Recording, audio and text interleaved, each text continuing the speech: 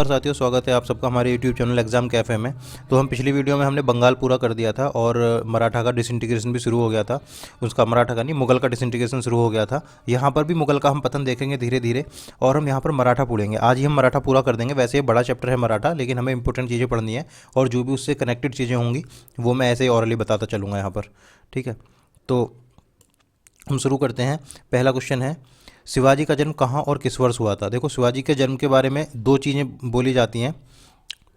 कुछ लोग कहते हैं कि इनका जन्म 1627 में हुआ था और कुछ के अकॉर्डिंग इनका जन्म 1630 में हुआ था।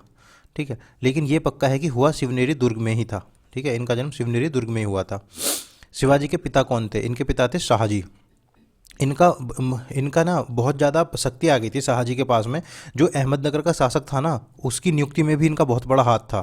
तो इन्होंने धीरे धीरे, लेकिन इन्होंने क्या करा, ये कर्नाटक की तरफ चले गए। ठीक है, और इन्होंने फिर बीजापुर के शासक के लिए अपनी वो श्रद्धा दिखाई, क्योंकि इन्हें वहाँ पर अल्टीमेटली शासन करना था। तो इन्होंने फिर क्या करा, इनकी वाइफ थी जीजाबाई। जिनके पुत्र थे शिवाजी। तो उनको अपनी जागीर सौंपकर ये कर्नाटक चले गए थे, मतलब बीजापुर के शासक की सेवा में चले गए थे, क्योंकि इन्हें वहीं पर अपना शासन करने की इनकी इच्छा थी। ठीक है, तो यहीं से फिर शिवाजी का मतलब वो शुरू होगा काम। शिवाजी की माता कौन थी? तो भी बताया, शिवाजी की माता थी ये जीजाबाई। इनका नाम जरूर याद रखना है, जीजाबाई का। दादाजी कोंडदेव कौन थे? ये शिवाजी के संरक्षक थे, दादाजी कोंडदेव। तो जो ये थे ना, शाहजी जो थे, इन्होंने अपनी वाइफ जीजाबाई और दादाजी कोंडदेव के भरोसे ही शिवाजी को छोड़ा था। ये बहुत विश्वास पात्र थे इनके। शिवाजी के गुरु कौन थे? इनके गुरु थे समर्थ रामदास। ठीक है इनके गुरु समर्थ रामदास थे। इन्होंने इनके बारे में एक रचना भी करी थी, शिवा स्तुति करके। शिवा स्तुति, शिवाजी की प्रेज में एक इन्होंने रचना करी थी ये। किस वर्ष शिवाजी ने मराठा सरदार चंद्रराव मूर से जावली पर कब्जा कर लिया? इन्होंने जावली को हरा दिया था 1656 में। ठीक है, 1656 में इन्होंने जावली को हरा दिया था और अपनी शक्ति को धीरे धीरे बढ़ा रहे थे यहाँ पर। शिवाजी को मारने के लिए अफजल खान को किसने भेजा और किस वर्ष में? अफजल खान को भेजा था बीजापुर के शासक ने। ठीक है, बीजापुर के शासक ने अफजल खान को, क्योंकि उन्हें पता चल रहा था कि मतलब शिवाजी बहुत ऊपर जा रहे हैं धीरे धीरे, तो वो इन्हें दबाना चाहते थे। 1659 में भेजा था, लेकिन अल्टीमेटली क्या हुआ, शिवाजी ने अफजल खान को मौत के घाट उतार दिया। ठीक है, तो इससे इनकी और ज़्यादा फिर शक्ति बढ़ गई कि अफजल खान को मार दिया और इनका हौसला भी बढ़ गया था और इनकी जो पिरजा में इनका विश्वास भी पैदा हो गया था बहुत ज़्यादा। शिवाजी को दबाने के औरंगजेब द्वारा भेजी गई सेना का नेता कौन था? यह था शाइस्ता खां। क्या था कि जो औरंगजेब है ना, वो इस पर बहुत विश्वास करता था, शाइस्ता खां पर। तो इसने पुणे का जो था ना, जो पुणे का किला था, उस पर भी कब्जा कर लिया था शाइस्ता खान ने। लेकिन बाद में फिर जो शिवाजी थे, उनकी तो गुरिल्ला वॉरफेयर थी, उन्होंने रात में हमला किया और अपना किला छुड़ा लिया और शाइस्ता खान का एक लड़का था, उसको भी मार दिया। तो फिर औरंगजेब बहुत गुस्सा हुआ था शाइस्ता खान पर कि तुम हमारे भरोसे पर खरे नहीं उतरे। इस तरह से शाइस्ता खान ने शिवाजी को पुणे पर कब्जा कर लिया। ये पुणे पर बताया ना, 1660 में कब्जा कर लिया था, लेकिन 1663 में शिवाजी द्वारा वापस कब्जा कर लिया गया था। ठीक है, रात में हमला किया और इसके लड़के को मार दिया, वापस अपना जो पुणे वाला किला था वो वापस कब्जा लिया इन्होंने। शिवाजी ने किस वर्ष मुगलों से सूरत बंदरगाह को लूटा? अब ये देखो, 1664 में जब इन्होंने शाइस्ता खां को हरा दिया तो इनकी शक्ति बहुत बढ़ गई, मतलब इनका हौसला ही बहुत बढ़ गया। तो ये डायरेक्ट मुगलों से पंगा लेने लगे फिर, समझ रहे हो। 1664 में इन्होंने, क्योंकि ये जो था सूरत का बंदरगाह, ये मुगलों के कब्जे में था, इन्होंने इसको पूरी तरह लूट लिया, बर्बाद कर दिया और जहाँ से जो भी था लूट लिया 1664। मतलब इन्हें मुगलों का भी डर नहीं था उस टाइम पर। जयसिंह और शिवाजी के बीच पुरंदर की संधि किस वर्ष हुई थी? ये हुई थी 1665 में। तो इसमें क्या हुआ था कि जयसिंह जो था ना, वो बहुत समझदार व्यक्ति था। उसको पता था कि अगर दक्कन विजय करना है ना, औरंगजेब के साथ में मिलकर दक्कन विजय करना है, तो शिवाजी को हमारे साथ होना पड़ेगा, बिना शिवाजी के ये काम नहीं हो पाएगा। तो इसने क्या करा, शिवनेरी फोर्ट में इनको घेर लिया शिवाजी को। ठीक है, शिवाजी को मतलब बहुत कमज़ोर पड़ गए थे शिवाजी यहाँ पर, तो मतलब ऑलमोस्ट हरा ही दिया था। लेकिन जयसिंह ने बहुत चालाकी से काम लिया और इनको ऐसे ट्रीट किया कि कोई हार नहीं हुई है, तुम हमारे दोस्त हो मतलब। ठीक है, और इनसे वादा लिया कि तुम जो भी हम दक्कन की तरफ या फिर दक्षिण की तरफ जो भी औरंगजेब अभियान चलाएगा उसमें हमारा साथ दोगे। तो शिवाजी ने मान ली ये बात कि ठीक है, हम साथ देंगे। और इन्होंने ये भी कहा था कि शिवाजी को कि आप औरंगजेब की सेना में ही शामिल हो जाओ, अपना समर्थन दे दो। तो शिवाजी ने बहुत चालाकी से बोला कि नहीं, मैं नहीं जाऊँगा, मैं अपने पुत्र को भेज रहा हूँ वहाँ पर। फिर इसे 5000 मनसबदार का 5000 मनसब का मनसबदारी बनाया था शिवाजी के पुत्र को। ठीक है। किस वर्ष औरंगजेब ने शिवाजी को आगरा में बंदी बना लिया था? फिर जयसिंह ने शिवाजी को मिलने के लिए राजी कर लिया था औरंगजेब से कि आप औरंगजेब से एक बार मिल लो, लेकिन जयसिंह वहाँ पर था नहीं उस वक्त। ठीक है, जयसिंह इसकी इनकी उसको समझता था, इनकी इंपॉर्टेंस को समझता था जयसिंह, लेकिन औरंगजेब नहीं समझ पाया। तो क्या हुआ, जब शिवाजी वहाँ पहुँचे आगरा में, तो इनको एक मनसबदार की तरह ट्रीट किया गया, एक राजा की तरह ट्रीट नहीं किया गया। जैसे वो बाकी थे 5,000 मनसब के मनसबदार थे, उनकी तरह ही ट्रीट किया, और शिवाजी ने इनसे बातचीत भी नहीं करी कुछ खास।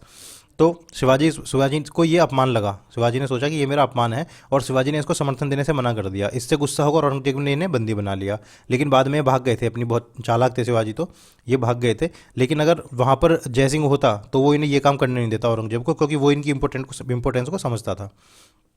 किस वर्ष शिवाजी ने सूरत को दूसरी बार लूटा? इन्होंने 1670 में लूटा। अब देखो 1666 में जब इनके फिर खाई बन गई दोनों के बीच में, मुगल और शिवाजी के बीच में, क्योंकि बंदी बना लिया तो फिर दिक्कत हो गई ना, तो इन्होंने फिर 1670 में सूरत को दोबारा लूटा। ठीक है।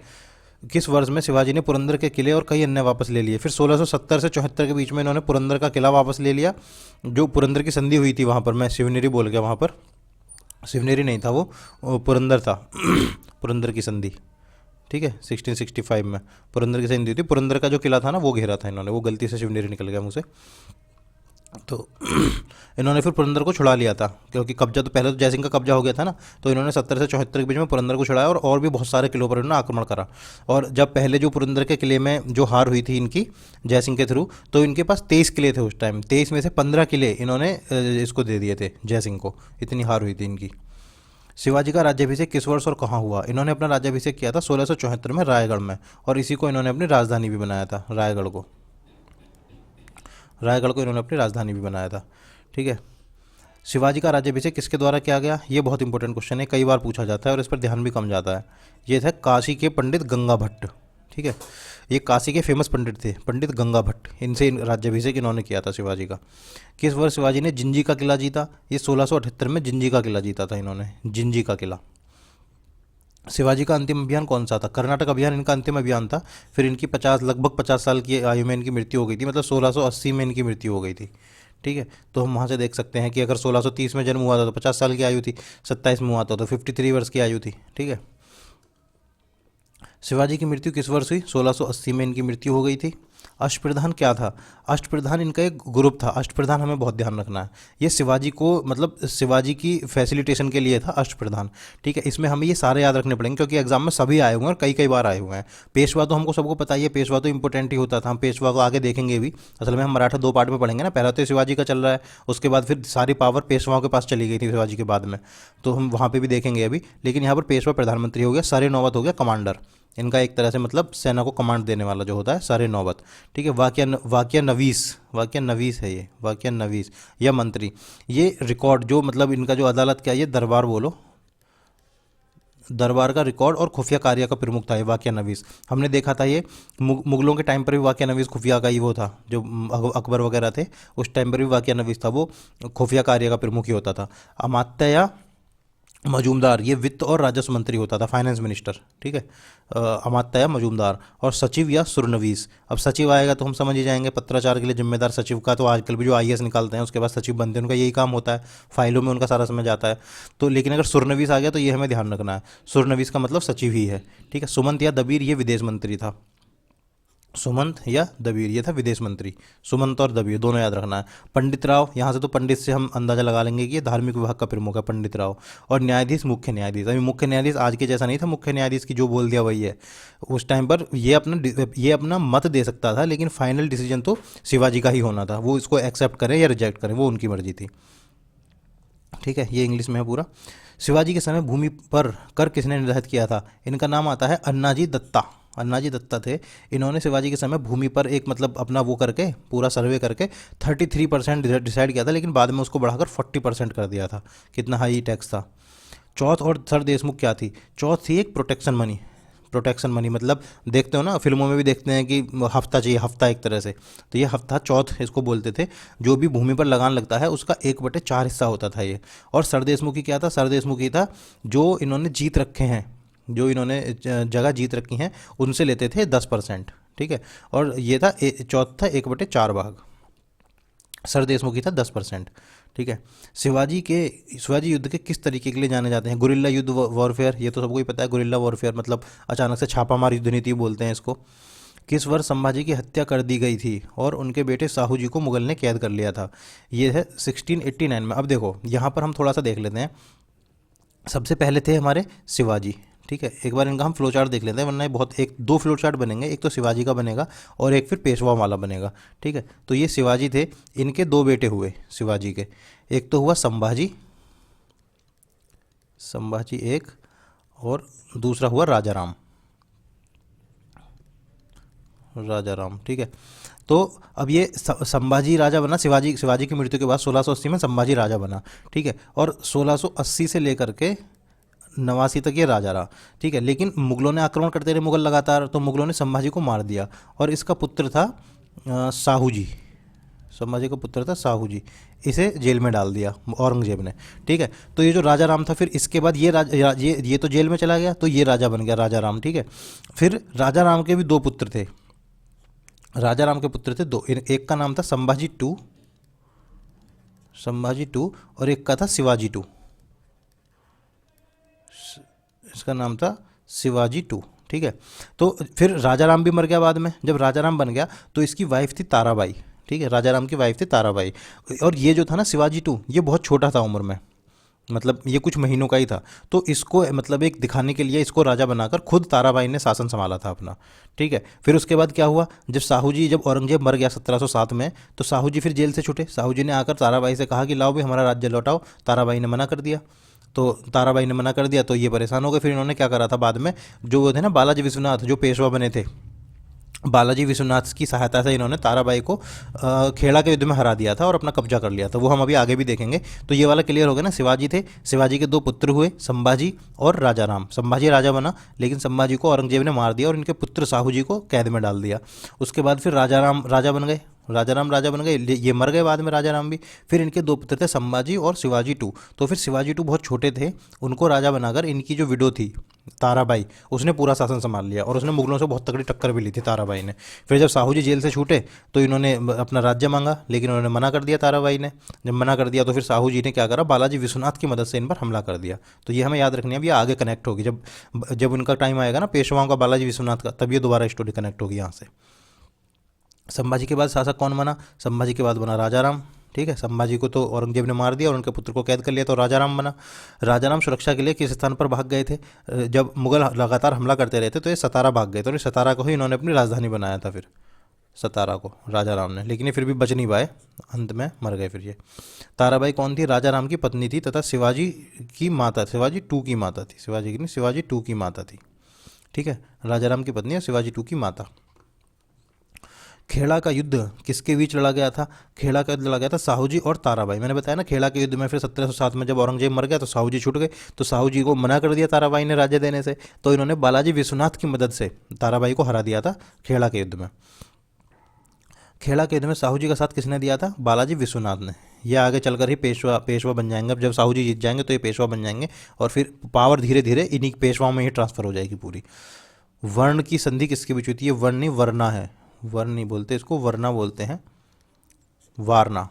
वारना की संधि किसके बीच हुई थी? ये संभाजी टू और साहू जी के बीच हुई थी। संभाजी टू कौन है? याद है ना, राजा राम का दूसरा बेटा। इसका शिवाजी टू था, एक दूसरा बेटा था संभाजी टू, उसके और साहू जी के बीच में संधि हुई थी 1731 में। संधि क्या हुई थी? पहले संभाजी टू इनको परेशान करता रहता था साहू जी को, क्योंकि इसको सपोर्ट था एक राजा का। फिर उस राजा को ही साहू जी ने हरा दिया, तो साहू जी ने उसे हराकर उससे वचन लिया कि तुम कभी भी संभाजी टू की सहायता नहीं करोगे। अब जब संभाजी टू को सहायता मिलनी बंद हो गई तो फिर इसने ऑटोमेटिकली साहू जी के सामने समर्पण कर दिया।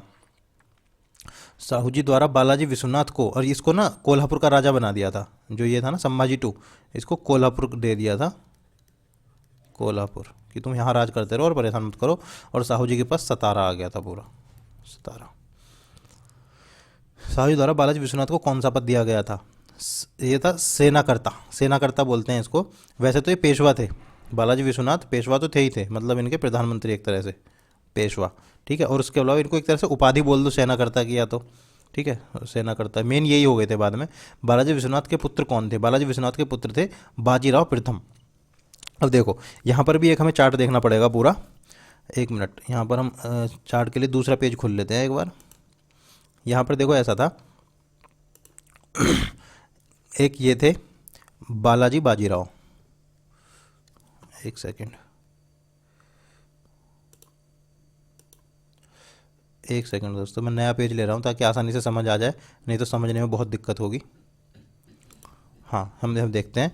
एक ये हो गए बालाजी विश्वनाथ।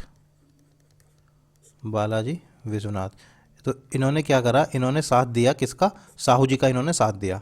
ठीक है, तो जब साहू जी जीत गए तो साहू जी ने इनको पेशवा बना दिया और इनको मेन बना दिया। ठीक है, अब यहाँ पर इनका फिर एक ये बना, इनका इनका जो पुत्र था वो था बाजीराव प्रथम। बाजीराव प्रथम, बाजीराव प्रथम के समय में ही सबसे ज़्यादा पावर इनके पास आई थी और मराठों का सबसे ज़्यादा विस्तार भी इसी के समय पर हुआ था, बाजीराव प्रथम के समय पर। ठीक है, और ये बहुत पावरफुल थे। इनके साथ राजा छत्रसाल ने इनसे मदद मांगी थी जब मुगलों ने उन पर हमला कर दिया था। उसी टाइम एक महिला थी मस्तानी, उसको कुछ लोग बोलते हैं कि वो राजा छत्रसाल की पुत्री थी, कुछ लोग बोलते हैं नहीं वो एक मुस्लिम नर्तकी थी। तो उससे इनके प्रेम संबंध का वर्णन भी मिलता है बाजीराव प्रथम का। ठीक है, फिर बाजीराव प्रथम के दो पुत्र हुए। एक तो हुए रघुनाथ राव, ये चार्ट इसलिए जरूरी है वरना ये समझ नहीं आएगा मराठा पूरा। रघुनाथ राव, ठीक है, और एक इनका नाम था बालाजी बाजीराव। इन दोनों को मिलाकर नाम रखा बालाजी बाजीराव। ठीक है, अब बाजीराव प्रथम की मृत्यु के बाद बालाजी बाजीराव राजा बना। ये रघुनाथ राव अभी देख रहा है कि क्या हो रहा है। ठीक है, फिर बालाजी बाजीराव के तीन पुत्र हुए। बालाजी बाजीराव के हुए तीन पुत्र, एक हुआ विश्वासराव, विश्वासराव हुआ एक, और एक हुआ माधवराव, और एक हुआ नारायण राव। नारायण राव, ठीक है। अब देखो बालाजी विश्वनाथ की मृत्यु हुई तो उनका पुत्र एक ही था, यही बनना था बाजीराव। बाजीराव के दो पुत्र थे, रघुनाथ राव और ये बालाजी बाजीराव। तो रघुनाथ राव नहीं बना, बालाजी बाजीराव राजा बना। ये अभी देख रहा है कि क्या हो रहा है। ठीक है, इनकी मृत्यु के बाद फिर क्या हुआ, हाँ बीच में ही फिर वो आ गया था अपना पानीपत का तृतीय युद्ध आ गया था, तो उसमें फिर विश्वासराव की मृत्यु हो गई थी। ठीक है, विश्वासराव की मृत्यु हो गई थी, और एक में सदाशिव राव थे, उनकी भी मृत्यु हुई थी। लेकिन यहाँ तो इनके बेटे ये थे, इनकी मृत्यु हुई। मतलब इससे दुखी होकर फिर बालाजी बाजीराव की भी मृत्यु हो गई। जब बालाजी बाजीराव की मृत्यु होगी तो फिर जो है राजा बना माधवराव। ये अभी भी देख रहा है रघुनाथ राव की, मेरा नंबर नहीं आ रहा। ठीक है, तो माधवराव राजा बन गया। फिर माधवराव की टीबी बीमारी हो गई थी इनको, टीबी से क्षय रोग से इनकी भी मृत्यु हो गई। जब अब ये अभी भी देख रहा है, रघुनाथ राव खुश हो रहा है कि अब मैं राजा बनूंगा, लेकिन ये फिर भी नहीं बने, ये नारायण राव राजा बन गए फिर। तो इसको गुस्सा आया, इसने क्या करा, नारायण राव को मार दिया। ठीक है, रघुनाथ राव ने, मतलब ये इनके चाचा हुए ना रघुनाथ राव ने नारायण राव को मार दिया कि अब मैं राजा बन जाऊंगा, लेकिन ये फिर भी राजा नहीं बना। फिर क्या हुआ, इसका एक पुत्र था, माइनर था वो, उसको राजा बना दिया। और 12 भाई काउंसिल में एक 12 भाई काउंसिल बनाई गई नाना फडणवीस की देखरेख में। नाना फडणवीस की देखरेख में 12 भाई काउंसिल बनाई गई, तो उसमें फिर इसके माइनर को राजा बना दिया। ये रघुनाथ राव फिर भी नहीं बचा, फिर ये पहुंचा अंग्रेजों के पास मदद मांगने। अब वो पार्ट हम देखेंगे अंग्रेजों वाले में, अभी हम ये फ्लो चार्ट समझ लेते हैं बस। बालाजी विश्वनाथ ये पावर में कैसे आए, साहू जी की मदद करके। साहू जी ने इनको पेशवा बनाया, धीरे धीरे इनके पास सत्ता आ गई थी। फिर बाजीराव वन बन गए। बाजीराव वन ने उनको एक पत्र भी भेजा था साहू जी को कि अभी मौका है सूखे पेड़ पर वार करने का, और पूरे अटक से कटक तक अपना राज्य हो जाएगा। तो इनकी तारीफ में, क्योंकि असली पावर तो फिर इन्हीं के पास थी, बस कहने के लिए थे वो राजा, तो मतलब कागजों में नहीं थी, कागजी तौर पर तो बाद में ट्रांसफर हुई थी पावर। तो उन्होंने इनकी तारीफ करी थी कि आप भी अपने पिता की तरह ही बहुत बहादुर हैं, ऐसे करके। ठीक है, फिर रघुनाथ राव, ये आप एक बार देख लेना चार्ट पूरा। ठीक है, चलो अब हम चलते हैं अपने वापस उसी पार्ट पर। एक सेकेंड,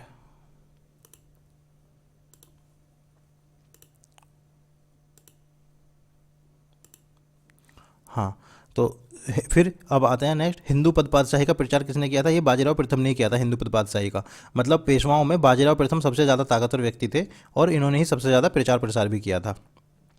पालखेड़ा का युद्ध किसके बीच लड़ा गया, ये बाजीराव प्रथम और निज़ाम उल मुल्क के बीच लड़ा गया था। बाजीराव प्रथम और निज़ाम उल मुल्क, या फिर इसको चिंकली खान भी कहते थे। ये इनको हैदराबाद के संस्थापक थे ये। ठीक है, जैसे मुर्शिद कुली खान किसके थे, मुर्शिद कुली खान थे बंगाल के संस्थापक, ऐसे हैदराबाद के संस्थापक थे निज़ाम उल मुल्क चिंकली खान। ठीक है, पालखेड़ा का युद्ध हुआ था और बाजीराव प्रथम ने इनको हरा दिया था, निज़ाम उल मुल्क को। किस वर्ष मोहम्मद शाह ने बाजीराव वन के खिलाफ अपनी हार स्वीकार की, 1731 में। हार का स्वीकार करते ऐसा हुआ था कि बाजीराव वन अपनी सेना लेकर निकल लिए थे दिल्ली की तरफ कि कब्जा करेंगे, लेकिन वहाँ पर कौन था, मोहम्मद शाह था। ठीक है। मोहम्मद शाह रंगीला आदमी था वो, तो ये रंगीला का ही टाइम चल रहा है ना, याद है नादिर शाह ने 1739 में आक्रमण किया था, वही वाला टाइम चल रहा है लगभग। तो उसने पहले से ही पहले उनको बोल दिया कि आप हमसे जो लेना है ले लो और हमें छोड़ दो, तो फिर युद्ध नहीं हुआ था, बिना युद्ध करे उसने अपनी हार स्वीकार कर ली थी। डूरी सराय की संधि किसके बीच हुई थी? तो ये डूरी सराय की संधि 1760 में मराठा और निज़ाम के बीच हुई थी, ठीक है, 1737 में मराठा और निज़ाम के बीच। मराठों ने किस वर्ष पुर्तगालियों से बेसिन और सालसेट कब्जा कर लिया? ये 1739 में इन्होंने बेसिन और सालसेट पुर्तगालियों से छीन लिया था मराठाओं ने, ठीक है। मराठा साम्राज्य किस काल में सबसे अधिक फैला? बालाजी बाजीराव में सबसे अधिक फैला था ये मराठा साम्राज्य, ठीक है। मतलब ऐसे जो युद्ध हुए थे सबसे ज़्यादा वो तो हुए थे बालाजी वन ने, जो जीत दिलाई थी, लेकिन जो स्प्रेड हुआ था बिना युद्ध के ही, मतलब क्योंकि इनकी पावर ऑलरेडी इतनी बढ़ चुकी थी, तो ये बालाजी बाजीराव के समय सबसे ज़्यादा हुआ था। नाना साहिब के नाम से किसे जाना जाता है? ये हैं बालाजी बाजीराव, इन्हीं को नाना साहब के नाम से भी जाना जाता है, ठीक है। ये किसके पुत्र हैं? बाजीराव प्रथम के पुत्र हैं, ये ध्यान रखनी है ये बात। संगोला की संधि पर किस वर्ष हस्ताक्षर किए गए थे? ये हुए थे 1750 में। संगोला की संधि क्या थी? संगोला की संधि ये थी कि छत्रपति से जो पावर थी वो ट्रांसफ़र हो गई थी किसके पास? पेशवा के पास, ठीक है। मतलब जब वो बहुत बुढ़े हो गए थे ना साहू जी, तो वो मरने ही वाले थे, तो जो ताराबाई थी वो अपने लड़के को लेकर आई थी, शिवाजी 2 को लेकर आई थी उनके पास कि देखो ये तुम्हारा ही खून है, इसकी है तो जो भी हो, चाहे लड़ाई हुई कुछ भी हो, है तो तुम्हारा ही खून। तो उन्होंने मान ली ये बात। तो फिर लेकिन पेशवाओं के बिना तो वो कुछ कर नहीं सकते थे, तो उन्होंने पेशवाओं से पूछा कि क्या हम इनको छत्रपति बना दें? पेशवाओं ने बोला बना दो, हमें कोई दिक्कत नहीं है, लेकिन जो असली, ये हमें मतलब लिख कर देना होगा कि जो असली पावर है वो पेशवाओं के पास ही है, वो बस नाम मात्र के छत्रपति रहेंगे, ठीक है। तो ऐसे इनकी पावर ट्रांसफ़र हो गई थी 1750 में। पानीपत की तीसरी लड़ाई किस वर्ष लड़ी गई थी? ये थी 14 जनवरी 1761। तो एग्जैक्ट डेट याद रखनी है। अहमद शाह अब्दाली, अहमद अफ़गानी था ना ये, अहमद शाह अब्दाली और मराठाओं के बीच। इसमें मराठाओं की बहुत बुरी हार हुई थी, बहुत ज़्यादा लोग इनके मारे गए थे। सदाशिवराव और विश्वासराव दोनों की मृत्यु यहीं पर हो गई थी। अहमद शाह अब्दाली द्वारा किसे मुगल शासक नियुक्त किया गया था? अहमद शाह अब्दाली 1757 में आया था, 1757 में आया था भारत में, और इसने दिल्ली पर कब्जा कर लिया था। आलमगीर 2 को अपना शासक बना गया था ये, ठीक है। और निज़ामुद्दौला को इसने अपना मीर बख्शी नियुक्त कर दिया था। मीर बख्शी भी याद है ना कौन होता था? मीर बख्शी वो होता था मिलिट्री हेड, निज़ामुद्दौला को कर दिया था निज़ामुद्दौला। और पानीपत की तीसरी लड़ाई मराठा का सेनापति सदाशिवराव भाऊ था। इनका सेनापति कौन था? सदाशिवराव भाऊ, ठीक है। पानीपत की तीसरी लड़ाई में मराठा तोपखाने का नेतृत्व इब्राहिम गर्दी खान ने किया था। इब्राहिम गर्दी खान, याद रखना। पानीपत की तीसरी लड़ाई का चश्मदीद गवाह कौन था? ये था काशीराम पंडित। मतलब ये भी थे उस युद्ध में और ये बच गए थे, तो इन्होंने एक संदेश भेजा था जो वो थे, जो ये थे ना बालाजी बाजीराव को, उन्होंने संदेश भेजा था कि यहाँ पर 2 हीरे और 23 गोल्ड कॉइन, और जो हमारे प्यादे हैं उनका तो पता ही नहीं वो कितने, ये इन्होंने कोडेड फॉर्म में भेजा था संदेश। तो इससे पता चला था कि बहुत बुरी हार हुई है इनकी।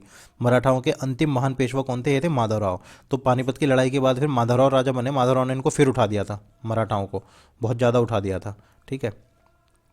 बस ये है। तो ये मराठा पूरा खत्म हो गया, जो भी है इसी को हम रिवाइज करेंगे बार बार, इससे बाहर कुछ नहीं आता पेपर में, और कोई आता भी है तो वो फिर छोड़ने वाले क्वेश्चन होते हैं, ठीक है। अब अगली वीडियो में हम अगला टॉपिक उठाएंगे, ठीक है दोस्तों, नमस्कार।